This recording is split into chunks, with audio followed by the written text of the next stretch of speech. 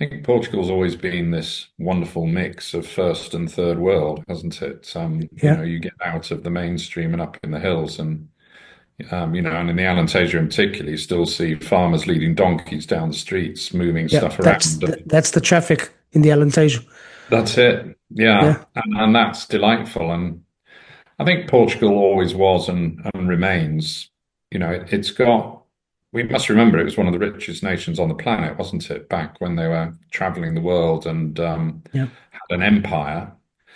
And the legacy of that still remains, where this huge wealth was used to create fantastic buildings and build towns and all sorts of things like that. And all of that stuff is there. And since then, I suppose, um, there hasn't been a lot of redevelopment because they haven't had the money. So it's remained untouched, which is great. Um, Yeah. and we say to people, if I'm asked how would I describe Portugal, I said it's got great wine, great food, great beaches, great climate, great culture. The people are very nice, and everything really is almost the perfect lifestyle here. Portugal. Portugal. Portugal. Portugal. Portugal. Our vegetables are like rock stars. Literally, Portugal is a small Disneyland for grown-ups. I think that Portugal is like my geographic soulmate. It's hard to explain what it is because it's a feeling. And when I went there, I absolutely fell in love with Portugal. I wanted to feel the crunchiness. Portugal, the Simple Life Podcast. Portugal, the Simple Life Podcast. And we're here on his podcast, Portugal Simple Life. Portugal, the Simple Life Podcast, your insider's perspective into Portugal. And our latest episode starts right now. Welcome back, or welcome to another episode of Portugal, the Simple Life. And I'm really delighted here to be joined by Howard Bilton. Bilton, yes. We have I'm from South Africa. We have a meat called biltong, with the G on the end. It's almost spelt exactly the same, but biltong. Yeah, I'm very familiar with that stuff. Rather delicious it is too. I had some this morning. And as we know, in South Africa, chicken is a vegetable, isn't it? So meat is a vegetable. Yeah. Very good. But Howard, thanks for being on the podcast. Why don't you start off telling us a bit about yourself? Oh, gosh. Right. Well, I grew up in the independent People's Republic of Yorkshire, the IPRY, Okay. and on a pig farm. My father was a pig farmer. Okay. And so for that reason, I became a tax barrister. Yeah, close connection. I can see it. Yes, a complete non sequitur, really, isn't it? And I've spent the whole of my working life writing tax opinions. And in 1987, I formed a company called Sovereign in Gibraltar. Okay. And it was me and a secretary in a back room of a rented office in Gibraltar. And we now employ 600 people around the world. Wow. In all sorts of weird and wonderful places, such as Cape Town for you. Cape Town. Yeah. Mauritius, Guernsey, Isle of Man, Jersey, Cayman, Bahamas, BVI, Cyprus, Malta, Hong Kong, Singapore, Dubai, Abu Dhabi, Oman, Saudi Arabia, Qatar, Bahrain. So you get a flavour for the type of tax planning we do, and have done for 40 years. And that has allowed me to do other things which are non-lucrative, such as the Sovereign Art Foundation, which is a charity I formed in Hong Kong in 2003 and is now registered all over the world, including Portugal, which exists to help disadvantaged children get their lives back on track when they are unable to enjoy full-time education or get the benefit of it. And we believe that full-time education is the key to the relief of poverty. Essentially, that's what we're trying to do. And we use art as a therapy and a rehabilitation tool, and that's our focus. Amazing. And then in 2005, I made the first vintage of Howard's Folly. an absolutely stunning range of wines made here in Portugal in Estremoz. And you kindly mentioned you've been to the winery and seen what we do there. Yeah. And that wasn't designed not to be lucrative, but it's turned out to be so. And everybody warned me that would be the case, that you can't make money making wine. And I'll show them with all my business experience. I'll show them. I've shown them how correct they were. Okay. But I'm having a lot of fun with it. Amazing. How did your relationship with Portugal begin? Take us back to that. Yeah, well, that goes back a long time because having started Sovereign in Gibraltar in '87, I opened an office for us in Portugal in 1988 in the Algarve, which then that office still exists today. And I was driving over from Gibraltar to Portugal once every 6 weeks to get this moving. And in those days, there were bad roads to the Spanish-Portugal border, and then you used to get what was called a car ferry from Ayamonte to Villarreal. I think the car ferry would more correctly described as a floating door with an outboard motor on the back. I've seen it. Yeah, I've seen it. Yeah. And I think the journey was 8 hours driving as fast as roads would allow. And my then sporty little saloon, a Golf GTI, which I had a lot of fun with. And now that's down to about 3 hours with the bridge and the better motorways and roads all the way there, really. But it was, hard yakka to begin with. And I did that pretty well every 6 weeks for nearly 5 years, I suppose, until 1992 when I moved from Gibraltar to Hong Kong. So that was a lot further to come. And by then the office was well and truly up and running, functioning quite well, probably had 10 or 20 people there, and it remains there to this day. We used to do a sort of lot of offshore work through Portugal, but now it's sort of morphed into more of an accountancy operation, helping expats in particular file their tax returns, providing fiscal representatives for them, and doing a reasonable amount of tax work. But the offshore work is no longer the most important element of what we do there. But I knew Portugal pretty well from there, particularly the Algarve, not so much the northern part. Yeah. And then in 2020, I moved from, it appeared I moved from Hong Kong to Portugal. I actually left Hong Kong in June 2020, intending to go back in September 2020, and then found I couldn't get back because Hong Kong went into total lockdown. Yeah, so COVID. Not allowed back despite being a permanent resident, and because you weren't allowed back, there were no flights, so you couldn't get there. So I waited around for a year in Portugal, waiting for that to change. And then after a year, they were allowing you back, but you had to spend 3 weeks alone in a hotel room quarantining, and not great hotels generally selected for the purpose. And I said at the time, I couldn't actually imagine anything worse than spending 3 weeks alone with me in a hotel room. So I'm not doing it to myself. So there didn't seem to be any end to that. So after about 18 months, I concluded, well, it appears I've moved. And established myself properly in Portugal and thought, right, well, I'll just stay here then. So that was it, really. I was probably going to end up here, but I wasn't necessarily looking to move at that particular moment in time. But circumstances took over. So 6 years on from there, was that a good decision? Not that it was a decision, but happy with that move? Yeah, very happy with it. I suppose it coincided with Hong Kong changing quite dramatically after the protests and the crackdowns, and then the national security law and China really marching in and taking over in a way that it had never done before. We thought back in 1997 with the formal handover of sovereignty that things would change, but they didn't really. Things continued as normal, and Hong Kong was still, I would argue, the most vibrant, fast-paced, wonderful city in the world. And to a certain extent, that's still true, but things definitely changed, and not in a good way after the crackdown, and the atmosphere changed. A lot of people, I think, perhaps similar to myself, took it as a cue to leave or circumstances combined with this meant they did leave.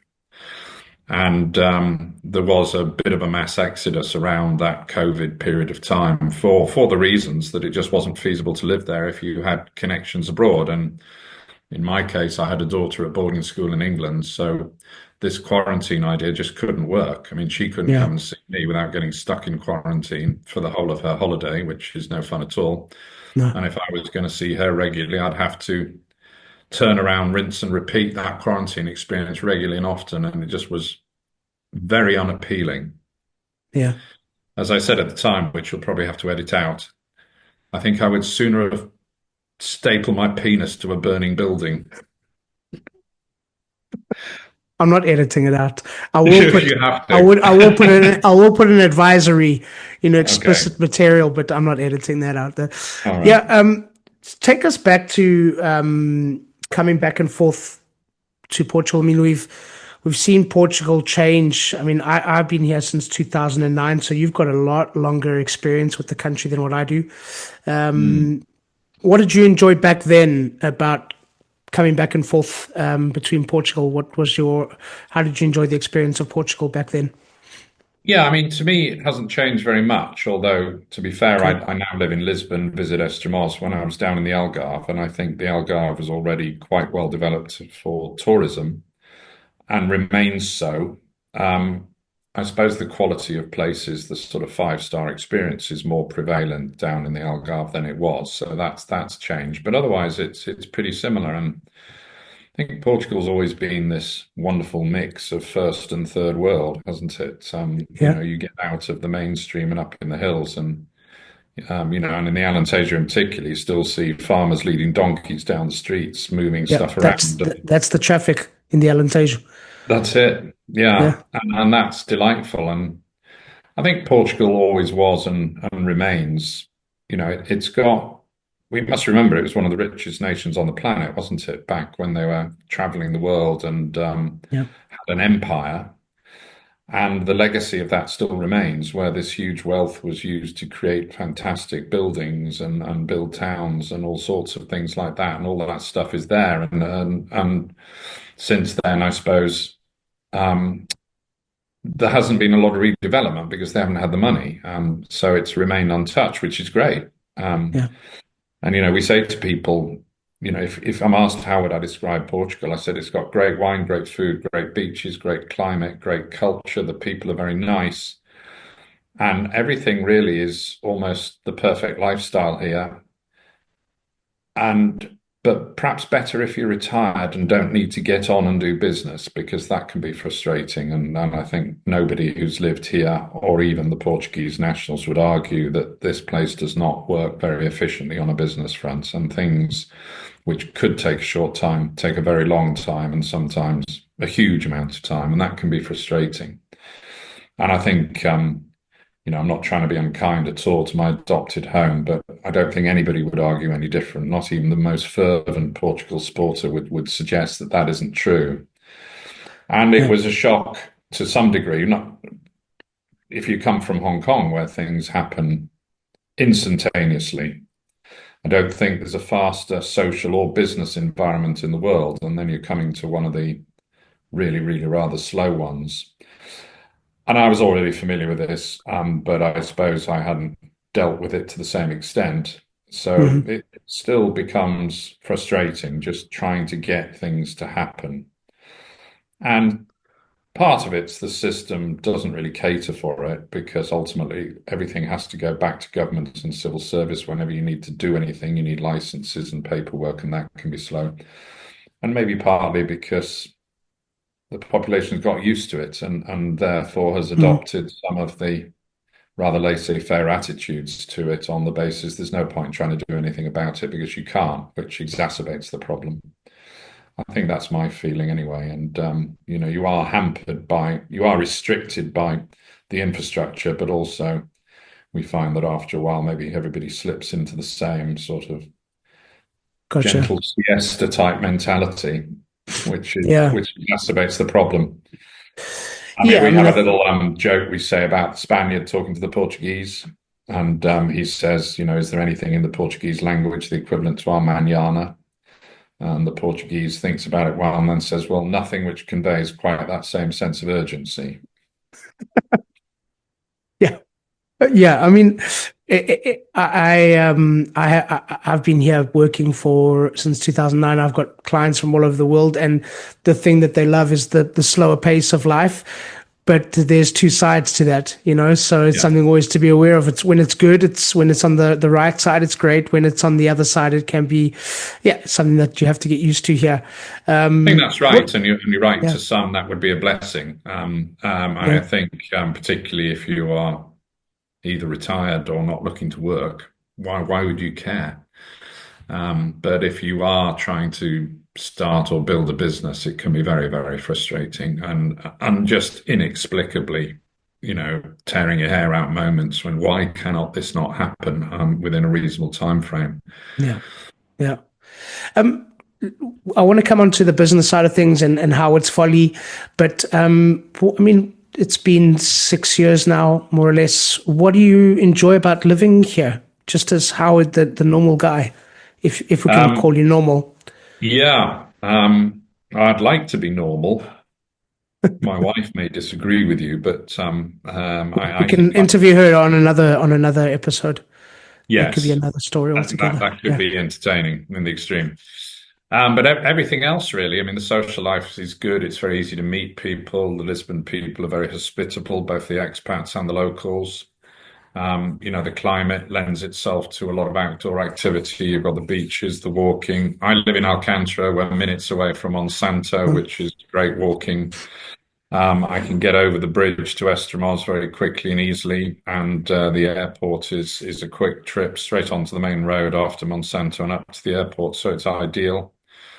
In a previous life, I was a tennis coach and latterly a paddle tennis coach. So I'm find it, easy to find courts and players, and that's really nice. And a social circle can quickly build up around that. Of course, I'm in the F&B industry, I suppose, and visiting restaurants and bars out of necessity to promote the wine. So you meet a lot of people that way. So it's you can very easily slot in and hit the ground and immediately have a nice social circle and as much social activity as you want. So that's that side. The business in Portugal has been established for a long time, so they've largely worked their way through all the teething problems. But, we are bringing clients over and they find it hard to understand why things take so long. But, we almost start the conversation. This is Portugal. You've got to relax a little bit on deadlines and timescales. So business-wise, that's okay. But I sit in Lisbon running the group as a whole. So most of these frustrations would be suffered by people in my Portuguese office in the Algarve, not really by me, as I'm dealing internationally. And, what a lovely place to be and run your little empire from here. I suppose it's true to say it could be anywhere in the world. So it's not like Portugal chose me. I chose it with the choice of everywhere possible on the planet to go, which is a nice position to be in, and thought, no, this is good. I like it here. Amazing. Tell us about how it's Folly and how that all started and how it's going. Yeah, there's a long story and a short one, so I'll stick with the short one. But let's go medium. Let's go medium, but it's okay. Okay. It's okay. Yeah, I came here looking to start something in wine. Possibly I saw it as a way of cutting the cost of my massive personal consumption and I like that move. Smart move. Yeah, not at all. But it seemed it at the time. And also had a lot of mates who were very interested in wine. So, it was a natural thing to do. I think, perhaps most people on the planet would like to own a bar, a restaurant, or a winery, or something in that nature, which are perceived as fun industries, and largely they are, but, also proper businesses. And at the time, I'd got this idea that I would employ an Australian winemaker because they were starting to do this flying winemaker concept where they'd got all the technical skills in a way that very few others had. Highly trained in chemistry as well as the art of winemaking, which was somewhat unique. And That way we wouldn't have to employ him full time because he could go back to Australia in their season and come here in ours. So that was sort of an idea which would limit your capital need. And then coincidentally bumped into the famous David Baverstock, Portugal's most famous winemaker, who's been here for 40 years, who immediately said, well, I'd be interested. So I thought, well, I'll go into partnership with you. And so we quickly agreed that he'd do all the work and I'd put in all the money. I've definitely kept to my side of the bargain, but I'm going to argue he hasn't kept to his because I'm heavily involved, but that's a nice thing. And probably he'd prefer it if I wasn't. But yeah, we did. We initially went looking for a wine estate with a perceived amount of money to spend. I'd asked him at the time when I first met him, like, what's the minimum amount of capital you need to invest to get us up and running, to buy a nice vineyard and have a nice little winery attached to it. And we agreed a figure of about 1.5 million. And indeed, that proved to be correct, except that any wine estate that came on the market tended to come with a great big house attached to it, which at the time, back in 2003-4, when we were looking, I had no interest in and thought that's just going to be a money pit. And of course, if you were going to come and live here, eventually or then would be, you need somewhere to live. So why not? But I wasn't. I was going to stay in Hong Kong for the foreseeable future. So we were kind of giving up, actually, and thinking there isn't anything going to come up which is within budget and is going to work for us. And then David said, well, look, why don't we just make some wine? I said, what do you mean? He said, well, let's just buy some grapes, borrow a winery and make some wine. That way we don't have to have an estate of our own. I said, well, why didn't you think of that 2 years ago? And I go, I don't know. Anyway, we did exactly that. And we started that way. And that is probably not an unsensible way of doing it. As you're probably aware, most wineries buy in grapes. And they probably have their own winery facility, but those at the time weren't hard to find, to borrow a bit of space in a winery, which had more space than they needed. And we got started that way. Problem was, it went quite well. So we outgrew the space, as you can imagine. Most wineries only build what they need plus a little bit extra to expand into.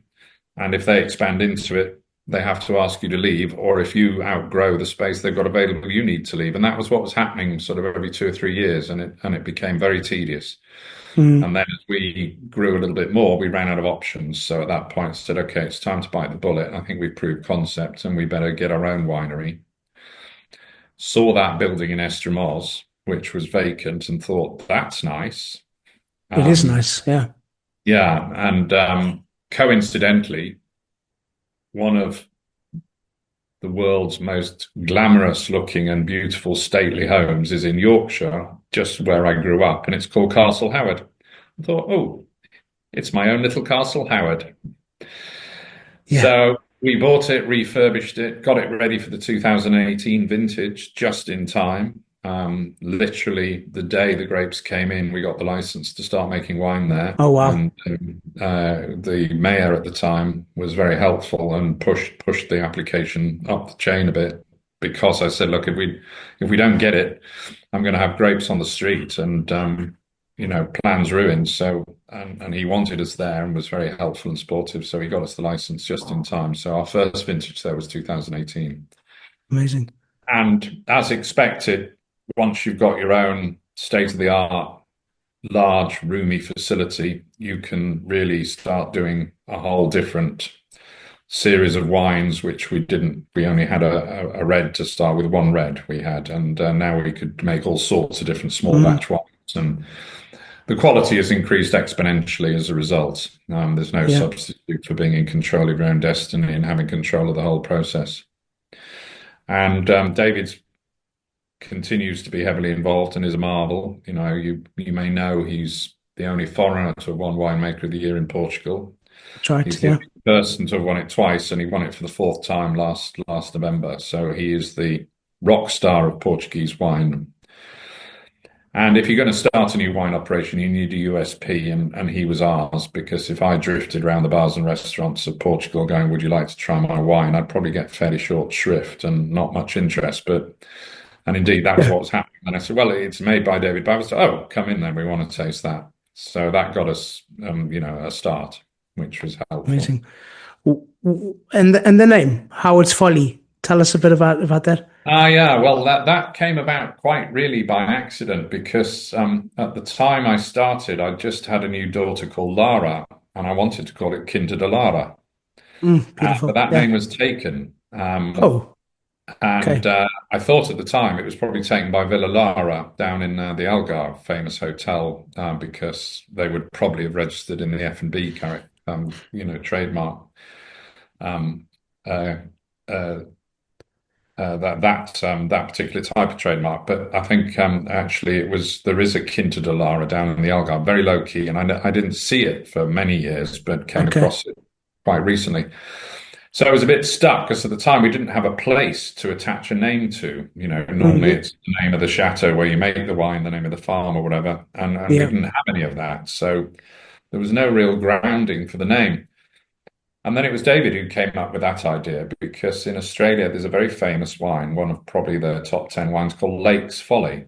And it was a wine started by a dentist called Max Lake, who was the first winery in the Hunter Valley. And people said to him, "This is complete folly." And he decided to call it Lake's Folly as a joke or a rebuttal to them. So we knew about that. So we picked up on that really. And I have to say, initially, I wasn't very keen on the name, and I wasn't sure I wanted my name blasted on front and center of the bottles. But David persuaded me it was a good idea, and I've now got used to it and rather like the name. But it took me a while to get used to it. I think, I might have a large ego, but it wasn't big enough to want my name front and central on the wine bottles. And in fact, a few years ago, my son's running the winery now, and we suggested we change it to HF Wines, Howard's Folly Wines, but reduce it to lettering, and then more emphasize the name of the particular wine on the bottle. Mm-hmm. But him having spent some time at the front end said, basically, over my dead body, you don't realize what goodwill we've built up and how well this name is recognized. So if you change it, you just make my job more difficult. And I said, okay, well, that's persuasive. So we keep it. Yeah. That's what we've done. Between my job as a realtor at Portugal Realty and hosting this podcast, life is pretty busy. But lately I've been receiving so many messages from people that want to know more about buying property here on Portugal's Silver Coast that I've got to do something about it. So starting now, for subscribers only, I'm offering up a 30-minute session per day. That's 5 30-minute sessions for a one-on-one meeting to talk about buying property here on Portugal's beautiful Silver Coast. This is for subscribers only. So please subscribe to book your session and get in touch with us through the links below via WhatsApp or email to book your session today. I'll be happy to speak to you. It's for subscribers only and it's completely free.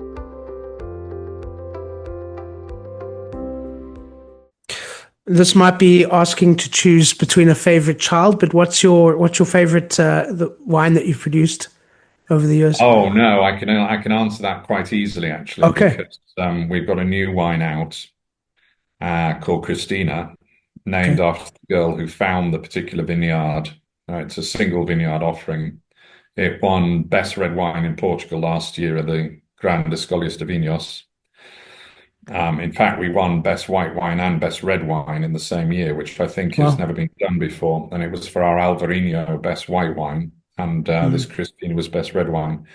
But the brief to David was I was starting to see a lot of quite expensive Portuguese wines coming out from the top vineyards, 200-300 euros. And I said, make me something which should be selling for 100 euros up. And he made that. And it's, I think, for me, almost perfect red wine. We're actually selling it for 70 euros because Tom thought we should launch it softly and with a reduced price. But I think it is 100 euro plus wine.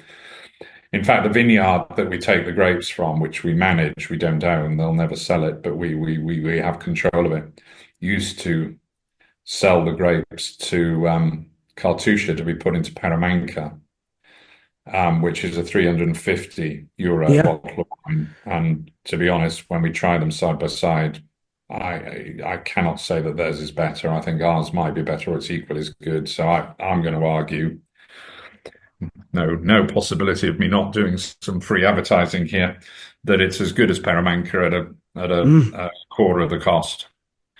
Yeah. But it's a stunning wine. So that is definitely my favorite, no question. And I can, luckily get it at cost price, so I could drink it virtually every day if I drank every day. Yeah, which comes back to helping you with your own costs with the wine, starting the winery. I can assure you it would be vastly cheaper for me to have bought first growth Bordeaux and drunk that.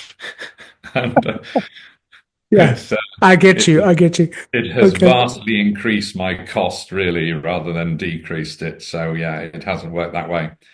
I think my son tells me we made about 400 euros last year, but it's probably an accounting error. But we spent a lot of years investing to get to this stage. It takes a long time, it takes a long time for you to get it right, and it takes a long time for the market to realize you've got it right. And there is too much wine in the world. That is essentially the case. Not everybody is going to sell their wine at all, no matter what price they put on it. Yeah. So, where some wines are being turned into industrial alcohol, some are being poured in the ground, and the EU's having another go at paying people to rip up vines. But it is a flawed business in a way. We now manage or own our own vineyards, and it's costing us a lot more to produce the grapes than we could buy them in at. And that is fundamentally ridiculous. Yeah. Because farmers selling grapes would need to make a profit, and they're clearly not, because it's half the price that it costs us to grow our own grapes, and that's crazy. So in theory, of course, a lot of operations based on those economics will go out of business, then prices will rise, and it'll find its own level. But the problem is with agriculture, it's such a long lead-in time. Yeah. You plant vines and you get your first usable crop after 3 years, and then you put it into bottles, so you get your first wines. Even a straightforward, easy drinking white wine, it's going to be 5 years out. So you're trying to ride those predictions. It's not simple. You can't just switch it on and off. So in time, it must shake out like that, you would think, but it's taking a long time at the moment. Yeah, yeah. I mean, just tell us in terms of because now Portugal is very much on the map in terms of wines. You could argue 10 years ago, not as much. But what do you think? What do you think makes wine so good here? Well, the technology has got a lot better, and that's important. Wine is, we can argue about the percentage, but I'm going to say 50% artistry and 50% science.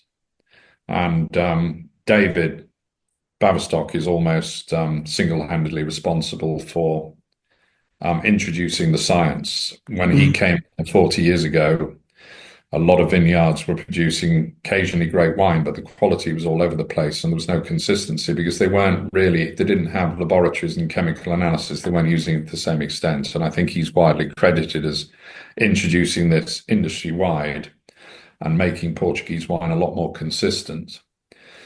But here, what I like about it and what drew me to it as a place to base a winery was the interesting grape varieties. We've got 280 indigenous varieties, which you only find in Portugal. And second most in the world, if I'm not mistaken. I think that's probably right. Italy has the most, I think. Italy has the most, yeah. There's a debate where Georgia has possibly more than Portugal, but officially, sure, yeah. Yeah. So that makes it interesting, and we use a bit of Syrah, but that's the only international varietal we have. But otherwise, we're using purely Portuguese varietals. Yeah. Syrah works really well here. Everything that I've heard is that it grows really well here. It bottles really nicely. We love a good Syrah here. Why is that, do you think? I don't know. I guess the climate must just suit it. It must be that.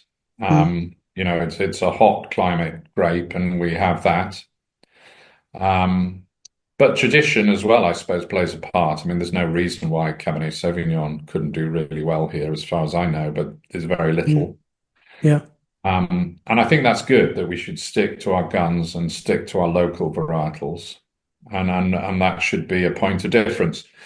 Unfortunately, the point of difference makes it also a little bit more difficult because it's harder for people to understand. Yeah. You'll be familiar with the practice. You walk into a bar or restaurant, we all do it, even if we're wine wankers like me and in the industry. I'd like a glass of red wine, please. We've got a Syrah, a Cab Sav, a Pinot. Nobody asks who made it, where's it from, what year is it, what the quality is. Yeah. So there's a race to the bottom by bars and restaurants just to have the cheapest of those varietals, which aren't going to make people throw up when they taste them. And in fact, if you go and ask the customer after he's drunk that glass, what did you think of that wine? I wasn't really paying attention. I'll have to go and have another go at it to give you an informed opinion. But you can imagine if that's the way that it works in bars and restaurants, the idea of explaining to your punter that this is a blend of 20 different indigenous Portuguese grapes with names they never heard of, they're going to have fallen asleep by the time you finish the explanation, or they're just going, well, I don't know what that is. I'll go for the Cab Sav, please. And that's what happens. So it doesn't make it easy to sell. I think the story around the wine is super important because you've got, I grew up in South Africa. It's all single variety. It's very rare that you'll find a good blend. But a good blend in Portugal is very common, and the way that they pair the wines is actually fantastic. But it's to sell that story is the challenge. It is hard. I suggest to bars and restaurants, look, what you're trying to do is get a glass of wine in front of your punter as easily and quickly as possible so that they can you can move on to serving somebody else and or get them to order a second one because they've got it quick. So you can actually cut down the time by just saying, well, the best red wine we've got on the list is this. Boom, done. You don't even have to list the number of varietals, and we're trying to train them to do that because, as I say, they try and explain what our wine is. Everybody's lost interest by the time they've got halfway through all that. Yeah, they just want to drink. They just want to drink. Yeah, they just want to drink. If we can spend time with them, we can persuade them that Portuguese wines are fantastic value for money because they are. And I always say, if you want bang for your buck, you go to South Africa or Portugal. That's where you get great value in wine. You get great winemaking expertise, really good wines for a reduced price because the market has dictated that. In South Africa, it's more to do with the rand, I suppose, being so fucked. True story. So your job is to convince people that Portuguese wine is not a folly. Do you see the irony? I do. And yes, it is. Yeah, amazing. And what are some of your favorite varieties that you guys work with? I'm always curious about the different grape varieties. Well, I've loved Alvarinho, and that is a single variety. Superb. In Portugal. And it should be, to be fair. Yeah, I think it's the king of white wine grapes in Portugal and possibly the world. Jancis Robinson, who's the famous critic and a good friend of mine, waxed lyrical about Riesling. But I think Alvarinho is not so far from Riesling. And we have had Alvarinos from when we started in our library in Estremoz. And we're drinking the 2013. And it's amazing. But it's not known for its aging potential because nobody ages it. They tend to whack it out quite quickly with no barrel aging, just stainless steel. But there's a few who are using barrels. Chestnut barrels are an interesting thing, and it is aging well. And I think it is capable of more, but we see the potential, but it's just delicious, isn't it? And it seems to me to embody all the best qualities of Sauvignon Blanc, Riesling, and unwooded Chardonnay all combined into one and should please everybody. Yeah, I prefer it more than those ones, actually, if you're going single variety. I do like it more than a Riesling, yeah. Yeah, me too. It's interesting. Aged Riesling, if you can find it, can be a thing of absolute wonder. It just gets better and better and better. And some I've been drinking recently from Germany and Austria. Amazing wines. But to really show they need a lot of age, which again is not normally how they're Yeah. presented. I mean, Portugal is so interesting from a wine region point of view because you've got so many. I would possibly maybe unfairly exclude the Algarve in that, but you talk Alentejo, Dow, Douro. These are, you've got the Vinha Verde region. It's phenomenal for such a small country. The variety and the different wine regions, and they taste different. I mean, there's an Alentejo taste, which is amazing.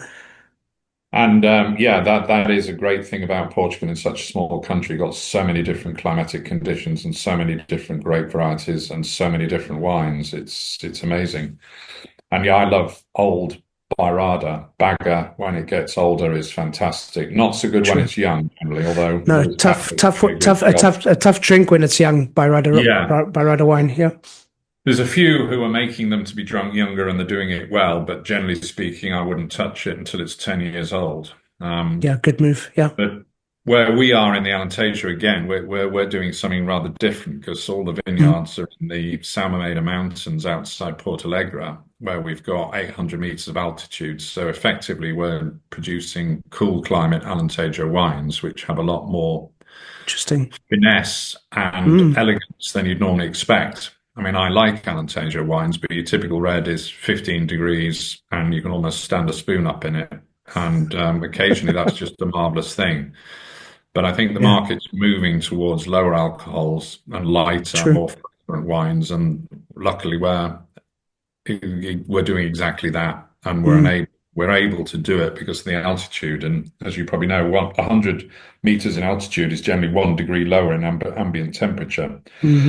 So we're in effect 8 to 9 degrees cooler than sea level in the Alentejo, and that makes a huge difference.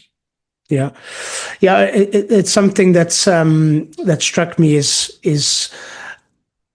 I mean, you talk about how it's kind of a challenge marketing Portuguese wine in some ways, and a lot of guests on the podcast have previously described it, that it's difficult to get the story across because when you drink with Portuguese people and they tell you about the wine, it's a thing of beauty. And I always remember people opening up a bottle and going, "Listen, I've had this in the back for 5 years. Let's give it a try. And it's this grape, and it's from here, and the winery is this many years old." And they love that story behind the wine, and it's always paired with amazing food, and with time, it's an art, like you said, it's an art form, not just the science. It is, and people do like the stories, and with us, we've got a lot to say because our labels feature artworks done by artists who've helped with the Sovereign Art Foundation. So professional artists or children we've taught through the foundation. So our Soñador entry-level range, they have labels done by 3-year-old kids we taught through the foundation in Hong Kong and got their lives back on track.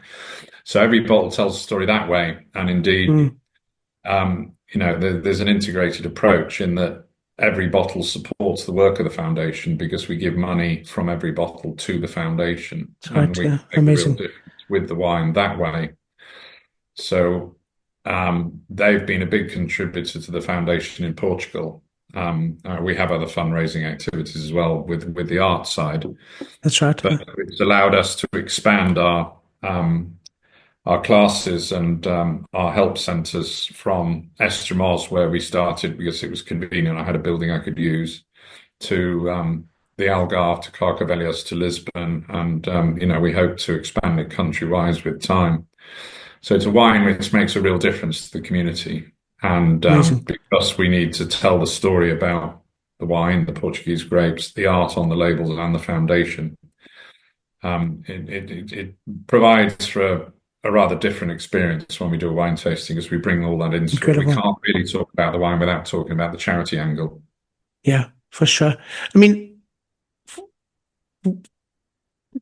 what would you... Because you've got this amazing project and it's connected to the location. It's grounded in that particular region. You've got Estremoz, which is this amazing place. You've got the children's side of things. You've integrated into Portugal with the way that you've run the business as well, with the way that you've developed the wine and done this project. right? That was kind of the question. Yes. Yeah. Yes. I mean, was that Well, intentional? Was that something you wanted to do? Yeah, entirely intentional. And I suppose these days, the charity side of things means more to me than the business side of things, but the business side of things funds the charity and it funds the winery as well up until now. So you know, the three have to be integrated out of necessity. But it was always my intention that they should be integrated because one can feed off the other. Yeah. So it's a delightful component of what we do, I think, and differentiates us. But there was no way it was ever going to be any different. Yeah. And you know, more and more, I'm spending more on my time and energies on the charity side because I can, and I'm lucky enough to be in that position.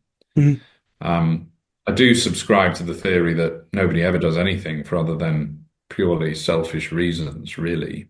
But I don't mind that the selfish reason is helping disadvantaged children. Incredible. But yeah, I couldn't and wouldn't do it if it didn't please me and give me great pleasure to do it. Yeah. And, you know, I was saying, look, Mother Teresa was healing the sick in Calcutta because she enjoyed doing it ultimately, even though it was very hard and could be very dispiriting at times. But, you know, that shouldn't detract from what she achieved there, because thank God there are people who get pleasure out of helping others rather than just helping themselves. So I'm pleased that that's my mindset, but it is essentially a selfish thing. I'm happy to admit it and pleased to admit it. Well, that's a good segue. I mean, Howard, how can people follow? How can people see what you guys are up to and also support Sovereign Art? Yeah, well, we're very active in Portugal, and we have lots of events, and they're publicised as well as we're able to through our website, sovereignartfoundation.com, and through the usual social media channels, although personally I don't use social media, but I have a team of people who do. Yep. And there's always something going on. We do regular workshops with the children where we're happy to have volunteers come along and help just to supervise or artists get involved, and that happens a lot. We have regular events which are designed either to fundraise or raise awareness of the foundation in a soft way. All our wine tastings basically include presentation about the charity because it's necessary to explain what's on the label and the connection between the two. Sure. Yeah. We have various rather grander events. We've just held our annual dinner at the Palacio de Bacalhau, where we're cooperating with the Barados, who've been really helpful. And that was, you know, a dinner for 350 people where we sell some art and try and raise money to help fund the programs in the following year. Our next event, actually, which will be interesting, I think, is a pig parade. In 2018 in Hong Kong, it was the year of the pig. So I managed to find a source for heavy-duty fiberglass pigs, and we sent them all over the world to artists to paint. Amazing. Brought them together in Hong Kong, showed them all around Hong Kong. They went into the Cathay first and business class lounges, and we had 150 pigs, half of them mother pigs and the rest piglets. School children painted the piglets, and professional artists, amateur artists and super famous artists painted the pigs, and then we brought them all together, auctioned them all off with all the proceeds going to the charity, to the Sovereign Art Foundation. And in fact, I think I can claim that I've created a unique event which gives me 3 different ways of losing money combined in one project. So I paid to have the pigs produced and sent around the world to the artists. At the auction, I bought about 20 of them back off myself for quite a lot of money. And then when I left Hong Kong, I shipped them to the restaurant in Estremoz and displayed them there. And then if somebody insists they want to buy one, I sell them it and tell them they've got to give the money to the foundation. So it's 3 different ways of losing money in the same project. So I thought, armed with the extreme success of that, I'd replicate it for Portugal. So last May, I brought 250 pigs and the only place you can buy these is in the Philippines. You had no idea how hard it is to buy a decent, solid model pig which can be painted. There's one place in the Philippines. So we brought 250 of these over. Again, got artists from all over Portugal to paint them and school kids to paint the piglets. We had a party in the warehouse behind the winery and sold quite a lot of them. We've still got some left. And we've still got some blanks left. And at the same time, as part of that party, I brought all these graffiti artists from all over the world to paint the insides of my warehouse, where I've now put 2 paddle tennis courts. So they're sat in the middle of this graffiti heaven. They came down and did all this graffiti in 12 hours. You've no idea how quickly these people work and what a marvelous thing they produce. And then we got them all to paint pigs as well, along with the local artists, and sold them off. And we're repeating this party, pig painting and more graffiti on in May this year. Okay. So we've got some more pigs coming over, some left over, some more graffiti going on the outside of the building this time, not on the front esplanade you see, but down the sides, and the graffiti artists will come and paint those up. And then again, we'll have DJs, live music, amazing, pig paint, and hopefully we'll sell a lot of pigs when in aid of the local community. So that's a nice so we're going to put some links in the show notes so people can follow, get in touch, and also go visit and see the pigs, and go visit the winery in Estremoz. It's a beautiful part of the country as well, to go and visit. So, it really is, isn't it? Estremoz is spectacular. We loved our stay there. Really, isn't it? Yeah, absolute gem of a place. Beautiful. Howard, a question, and a question, the last question, and a question that we ask all of our guests. Portugal, the simple life. Why? Yeah. Well, I think I probably covered this earlier, but let me repeat. I think it's worthy of repeating. Great beaches, great scenery, great culture, great buildings, great art, great food, great wine, great climate. Unique insofar as it's a small country with all these different places in which shows the signs of when it was the wealthiest country in the world. And lovely people who are very welcoming on the whole, and kind, and they're smiley, aren't they? They're happy. They're just happy to speak to you, which is they're happy people, and which is a joy these days. That combination, I think, is unique and compelling. So you're right. I agree. Simple life, but a good life. Lovely. Howard, thank you so much for being on the podcast. It's been a pleasure to speak to you. And that's a wrap. So thank you once again to our guests, and thank you to all of you for listening. Please subscribe, share with your friends, give us a thumbs up, and please leave a comment or a review. We always love to hear from you. Don't forget, Portugal The Simple Life also has a magazine, so download it. It's for free. We'll be back next week with a brand new episode, and as we say in Portugal, sejas bem-vindo. Welcome to The Simple Life.